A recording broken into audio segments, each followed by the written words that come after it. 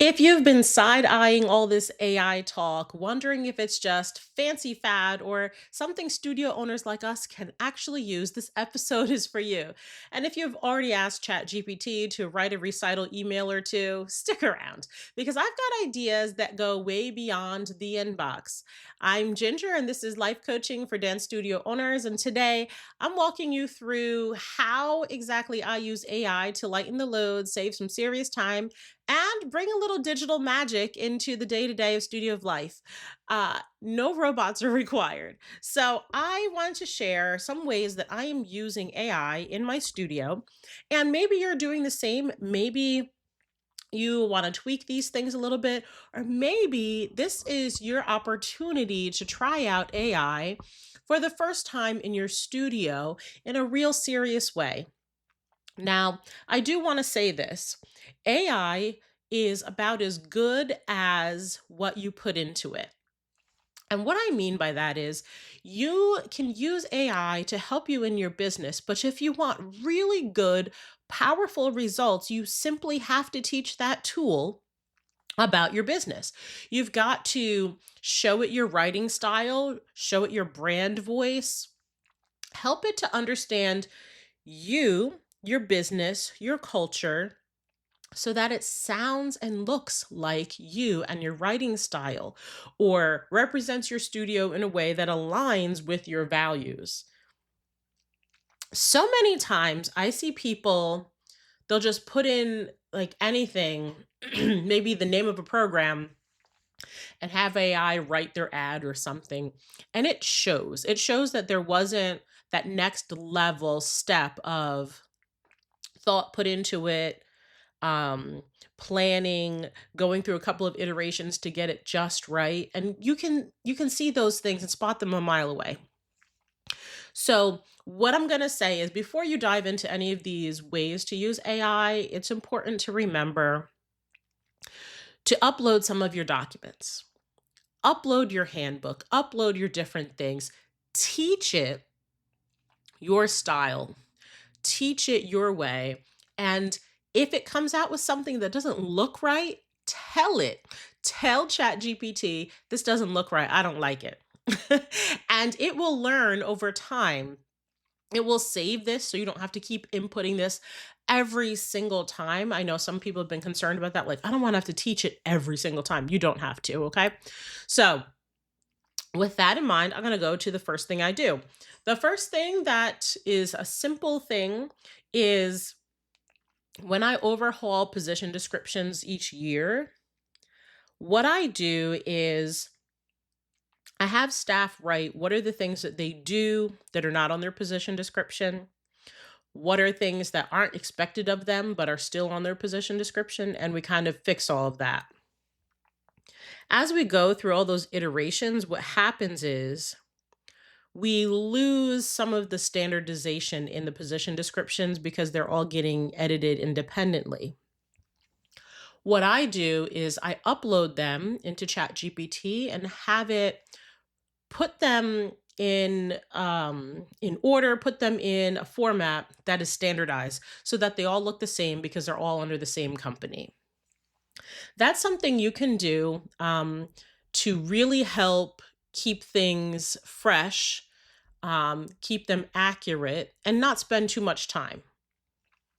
I also have talked to some studio owners, some of my coaching clients who just, they don't even have position descriptions for these new positions that they're adding to their business. And what usually happens is they hold off on posting the job because they don't have the description yet. What I'm going to suggest is that what you do is just write out bullet points.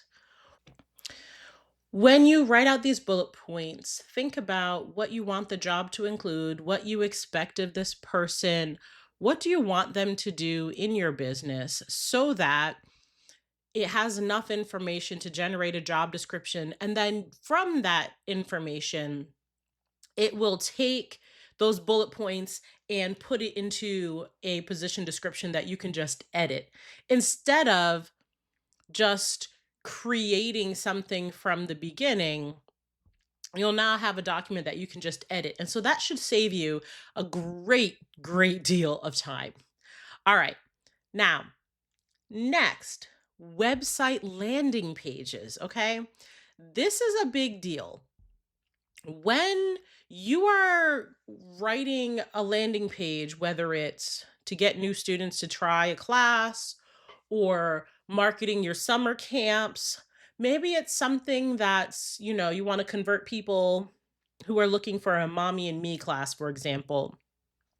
It's helpful to have a landing page where people get just the information that you advertised for and not crowded out with all this other details that do not pertain to them at all. Oftentimes we struggle to figure out what the heck to put on that page. We just put like the facts or our studio is great, sign up now, and it's kind of like we're not marketing professionals, we're studio owners. And what we can do is instruct our AI tools and say, look, you are a high level marketing agency with 20 years of experience. You specialize in digital marketing and creating high converting landing pages. Here is the landing page for my fill in the blank.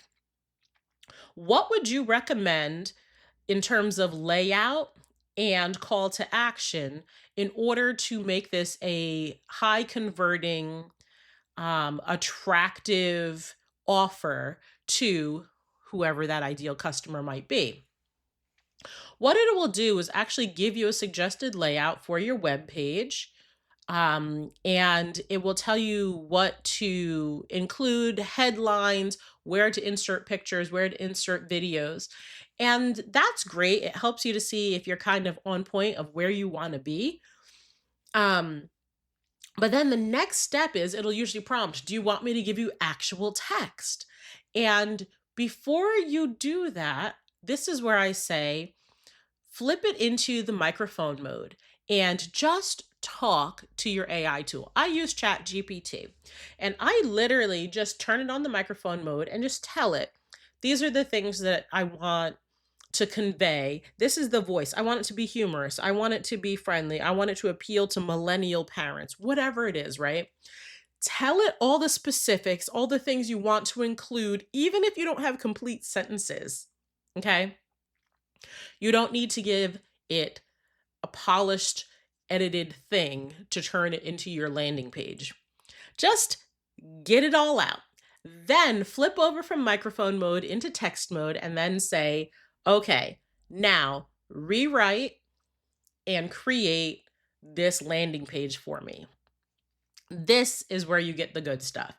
Now it's incorporating who you actually are and just speeding up your thought process instead of this tool, this computer creating something that's not even relevant to your business. Okay. So that is huge. Website landing pages, check it out with ChatGPT. All right. The next one is email series. You may have remembered this is, oh gosh, I first heard about creating email marketing series, like a nurture series, I want to say 2016, 2017. Okay.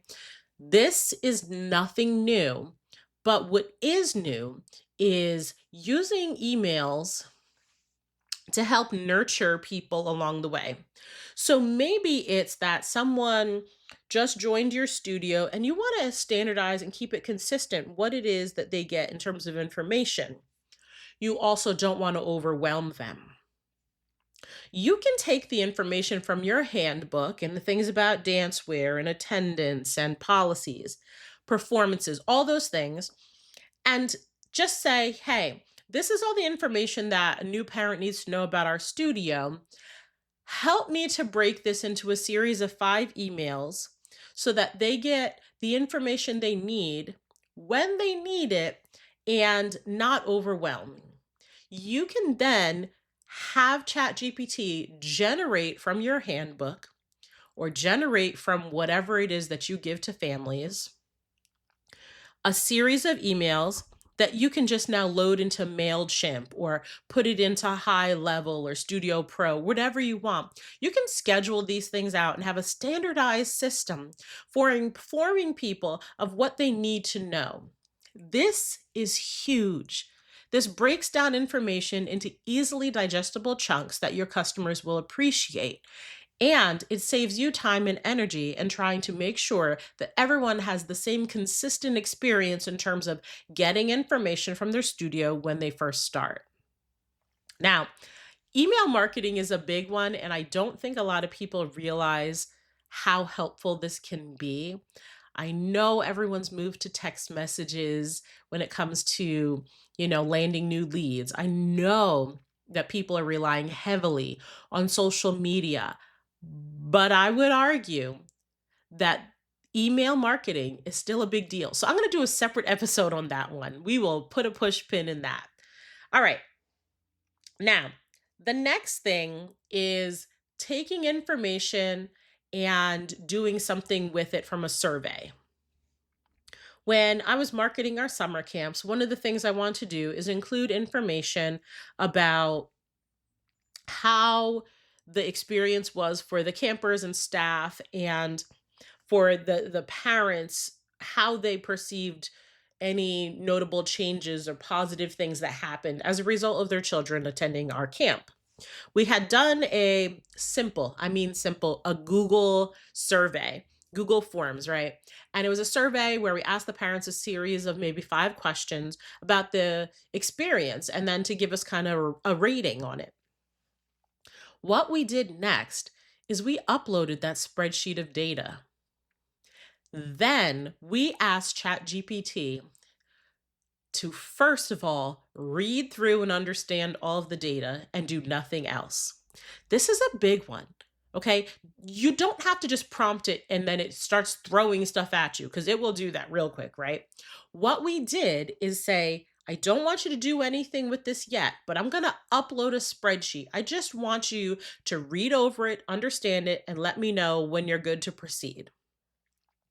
I gave it a couple of minutes and it was good to go. Then I said, pull out, what are the overarching themes of the overall experience that parents note? What are the highlights? What are the testimonials that we can put on our marketing materials? How do parents describe our camp in a way that I can use and summarize all this information from multiple people? That was a huge help. And not only did it help me pull out testimonials, help me pull out things to put in ads, it just helped the overall tool help me create brochure information, create scripts for my staff to talk about the camp. It is absolutely valuable to take the data you already are collecting, you already have, and analyze it. It is huge. Big, big help. All right. Now, I only have 2 more. The next one is creating your customer avatar and totally nailing it. You can use AI to create this. And now, what the customer avatar is um, how you would describe your ideal customer. What is their wants? What are their needs? What might their demographics be? All of that. When you do this, it's important to note, like, what what are they looking for in a youth activity? What's important to them? What are their values? This can be really challenging work to write this down. I know some people go so far with this exercise that they like give their ideal customer a name. And when you create a customer avatar, the next step, once you've kind of defined who this person is, who your ideal customer is, now you use that to write your ads. Now you use that to gear your website and language to attract people that align with the mission and the values and vision of your business. When you attract your ideal customer, what's going to also happen is you're going to repel people who are not a good fit. We've all had those parents that we've had to dismiss from the studio. We've all had those parents where we're like, oh my gosh, it's okay if they don't re-register. Because for whatever reason, they're just not a good fit. They're not bad people. They're just not a good fit for your studio, your personality, or your culture of your business. When you nail this customer avatar, Use it to then inform all of your future marketing materials, your website, your brochure, your customer scripts, your ads, your signage, everything. Call out and really be specific about who you want. You know, I recently talked to someone who was like, "Oh, I want to get more students. I want to have more enrollment." And I reminded them that if you just blindly go out and try to get everyone, you're going to also bring in the people that you don't want. You really do want to be specific. Wouldn't it be better to have 50 people who align with you, who pay their bill on time, who care about the community and take multiple classes and they bring in the revenue and support you and they're sustainable customers, than to have double that number at 100, but you have headache after headache of people who don't respect your vision or values, who don't respect your staff or your policies, who don't pay their bill on time, who create problems with bullying. You know, when you get specific, you can do so much better because you're not just trying to have everyone in your studio. You're being strategic about the long term sustainability of the amount of time that they're going to be in your business. All right, here is the last one I have for you. Raise your hand if you have created a handbook for your studio, whether it's for parents or staff, maybe even your student assistant program, but you haven't updated it. It has been sitting there for 5 years, 10 years, however long. Now is the perfect time to upload it into ChatGPT and ask it, does this make sense? You may have been adding and editing things over the years, but you haven't looked at the overall document as a whole because it might be 20, 30 pages. What you can do is have it organize the data, offer suggestions to improve the flow, remove things that are redundant, highlight certain things that should be highlighted but maybe are not, bring things to the forefront, bring them into a headline where it's missing. It can also help you redo various elements that are lacking. Or maybe some sections are too wordy and they talk about so many things, but they don't get to the point. This is a perfect opportunity to use it as your editor to improve your document and make it more concise, more clear, and easier to understand. So, those are some ways that I'm using AI in my studio. I'm curious to know how you might use AI in your studio or what you might want to tackle if you're using AI for the first time. Reach out to me. I am on Instagram at HaithcoxBiz, and I look forward to talking to you next time. Bye bye.